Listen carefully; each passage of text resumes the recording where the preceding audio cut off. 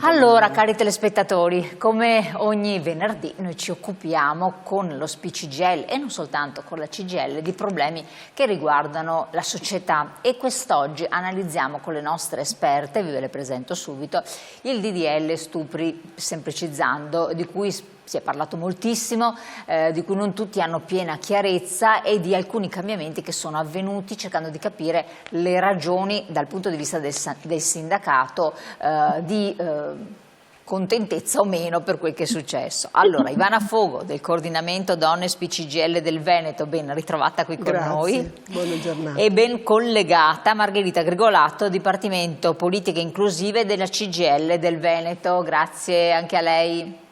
Grazie a voi, buona giornata, buone rivisitazioni. Esatto. Allora, segretaria, perché porre l'attenzione? Premessa, voi del sindacato pensionate dello SPCGL state molto attente a queste dinamiche e sorvegliate, vigilate, ponete l'allert alla grande importanza che ha il rispetto delle donne, giovani ma anche anziane, e più volte avete attivato degli organismi per cercare di acuire anche il sistema di controllo di tutele, perché tante violenze si verificano per le anziane nell'ambito della famiglia, e questo è di una gravità inaudita. DDL Stupri, che cos'è? Intanto spieghiamolo magari a chi ci sta seguendo che non lo conosce, e perché vi tocca da vicino. Sì, allora è vero, noi siamo pensionate e potrebbe sembrare che temi come questi ci interessino poco, ma in realtà non è così. Noi siamo attentissime per tante ragioni, le dico velocemente per non portare via tempo al tema di oggi. Intanto perché dentro ai nostri organismi noi abbiamo il coordinamento donne, cioè dei luoghi specifici nei quali noi trattiamo dei temi specifici delle donne.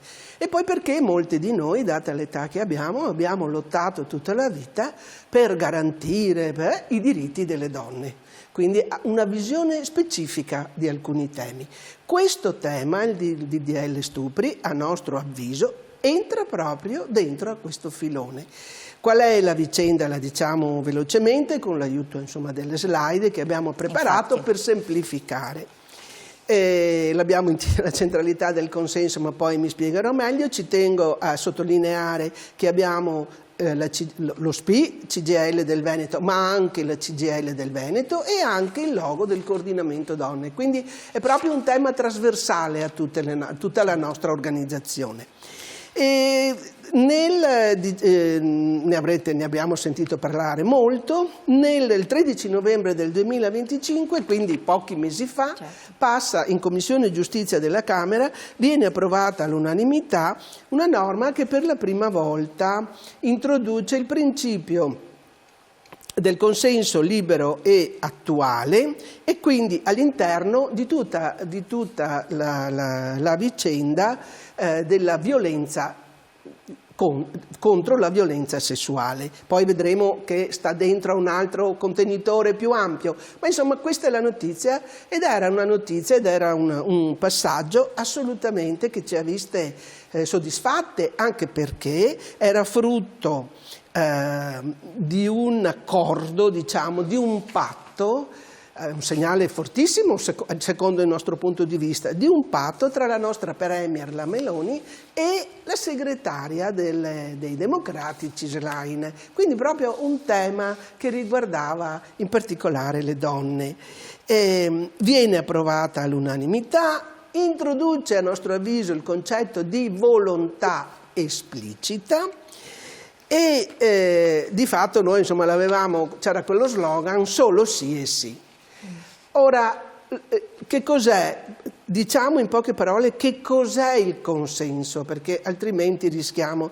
Ma insomma, il consenso, per come non solo lo vediamo noi, ma è l'incontro tra due volontà, deve essere un consenso esplicito e deve emergere dal momento, dal comportamento, da fatti espliciti, dal contesto nel quale ci troviamo.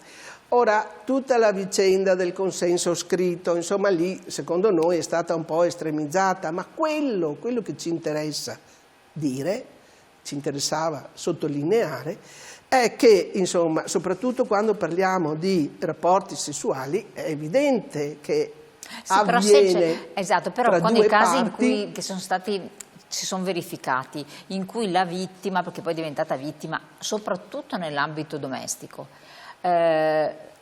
sembra consentire perché non ha la volontà e ha paura di dire, certo, no, ma anche di dire, sì. Sembra che consenta, tanto è vero che poi quando si svolgono determinati processi lui dice ma consentiva, cioè ci stava, ed è lì che sorge il problema del consenso, per cui tante volte si dice ma allora mi occorre che tu me lo metta per iscritto, sì, in ogni singolo atto, poi dice ogni atto, siccome il rapporto sessuale è fatto di più atti, allora per ogni singolo atto mi devi dare il consenso. Insomma, può essere un po' difficile. Noi in questo caso, ecco, dopo ne parleremo meglio di quello che lei sottolineava, perché stiamo parlando in questo caso di vittimizzazione secondaria, cioè c'è il problema che la vittima di fatto, se ripercorre, diventa vittima una seconda volta, oppure addirittura potremo trovarci di fronte, ma ne parlerà poi, spiegheremo meglio, ne parlerà poi Margherita, rispetto al famoso fenomeno di freezing, no? Perché siccome dipende dalla situazione in cui mi trovo, certo, dipende chi è l'altro, soprattutto in ambito familiare, troviamo delle situazioni, definiamo aberranti, ma insomma delle situazioni reali, difficili, ed è evidente che spesso la vittima, diciamo, resta come paralizzata o non è talmente fuori dal suo modo di concepire che non riesce ad interagire o comunque non riesce ad opporsi. Il freezing e la paralisi, ne parlerà meglio Margherita, ma è vero che si possono verificare situazioni di questo genere e secondo noi, per esempio, situazioni come queste vengono addirittura diventano ancora più difficili nel caso invece della versione che ne è stata fatta adesso in questo secondo momento. E arriviamo al 27 al caso, gennaio. insomma, per cui noi oggi siamo qui e per cui noi abbiamo preso una posizione precisa. L'iter passa al Senato e il 27 gennaio del 2026, quindi 5-6 giorni fa, 10 giorni fa, la Commissione Giustizia del Senato approva con 12 sì e 10 no, un nuovo testo proposto dalla relatrice, la senatrice Giuliana Bongiorno, e si sostituisce il riferimento a consenso libero e attuale con il concetto volontà contraria alla relazione sessuale e poi dentro il testo 2 o 3 parole dopo si fa riferimento alla parola dissenso. Ora, questo può sembrare, insomma, può sembrare anche che voglia dire la stessa, che il concetto sia lo stesso, oppure che sia meglio esplicitato, mentre invece noi pensiamo l'esatto contrario. Pensiamo che in questo modo si passa, per dirla molto sinteticamente, da solo sì e sì a solo no e no, cioè l'onere della prova passa a carico della vittima. Questo secondo noi non è semplicemente esplicitare diversamente lo stesso concetto, se non addirittura migliorarlo, secondo naturalmente la relatrice ovviamente, ma davvero stravolge tutto quello che era stato ben indicato nel precedente DDL uscito dalla Camera. Ma la parola no, scrive un telespettatore o una telespettatrice, non lo so, ma la parola no ha ancora valore, vuol dire che non si è disposti ad andare avanti con il rapporto. Sì, quando dicevamo che sì è sì e io il no lo posso dire in qualsiasi momento, perché da un rapporto sessuale, insomma, voglio dire, è chiaro che nell'altro caso la volontà della donna, della vittima in quel caso, perché stiamo parlando di violenza sessuale, assume un valore importante e fondamentale, mentre qua, a nostro avviso, la questione è ribaltata. È importante, poi è chiaro che in tutti i casi di violenza sessuale naturalmente che vengono denunciati, attenzione, che vengono denunciati, perché l'altro problema, qui stiamo parlando di temi molto particolari, insomma molto difficili, l'altro problema che c'è, che esiste, è che, e che lo sappiamo, non tutte le violenze sessuali vengono denunciate. C'è una percentuale molto bassa di denuncia rispetto a questi problemi, rispetto a questi reati, perché la vittima incontra mille difficoltà, banalmente anche psicologiche, no? Cioè il fatto di denunciare qualcosa di cui lei insomma, è stata vittima, e anche, anche in relazione a chi è il violentatore, chi è l'autore insomma, di questo reato, e che come abbiamo visto, come abbiamo molte volte, insomma, avviene anche in questo caso, come per la violenza domestica, come per i femminicidi, insomma, non voglio allargarmi, ma anche in questo caso sì, ci sono le aggressioni esterne al nostro mondo, al mondo in cui si vive, ma tante volte, troppe volte, si svolge comunque in un ambiente, non dico solo familiare, ma amicale, no? Quindi c'è anche questo aspetto. Tra le altre cose, questo nuovo DDL, questo che è uscito il 27 gennaio, va in contrasto con quanto è scritto nella Convenzione di Istanbul. Vediamo l'altra, eccola qua. Eccola qua. La Convenzione di Istanbul è una convenzione che è stata fatta nel 2011, che tratta tutti i temi, in particolare i temi della violenza sulle donne di qualsiasi natura, perché la violenza può essere fisica, può essere sessuale, psicologica, economica, quindi domestica, quindi sono tanti gli aspetti della violenza. E lì, insomma, sono testi un po' lunghi, però vale la pena di leggerli se uno vuole approfondire questi temi, perché davvero si fa un'analisi, c'è una descrizione precisa, si entra dentro. E a quella convenzione, che è del 2011, a cui hanno partecipato tutti gli Stati europei, c'era naturalmente anche l'Italia, che ha sottoscritto questo patto ed è stata ratificata con una legge nel 2013.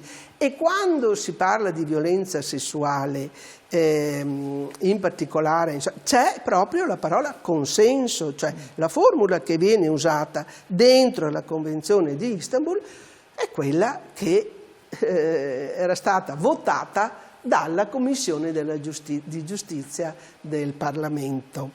Allora, esiste anche un contrasto tra quanto è stato siglato e legiferato dall'Italia nel 2013 e quanto invece esce dal nuovo DDL, questo ultimo del Senato. Quindi c'è anche una contrapposizione.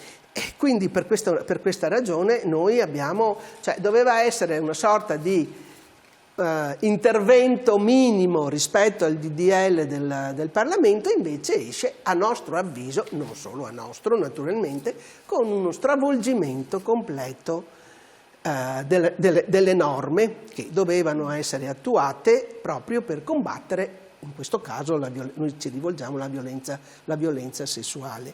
Quindi naturalmente si ritorna da capo, perché stante così le cose è stato fatto un altro calendario, insomma, di incontri, perché la definizione si allontana da quanto era stato deciso in Parlamento. Ecco, relativamente, per completare il discorso, poi andiamo qualche secondo in pubblicità, perché non basta il dissenso? Abbiamo qui la slide. Sì, adesso lo spiegherà. Allora facciamo così, andiamo in pubblicità, dopo spieghiamo perché non basterebbe il dissenso. Sì, perché il dissenso non ci trova d'accordo, esatto. Perché questa parola... No, ma dopo torniamo. Ecco. Qualche secondo, poi siamo di nuovo con voi.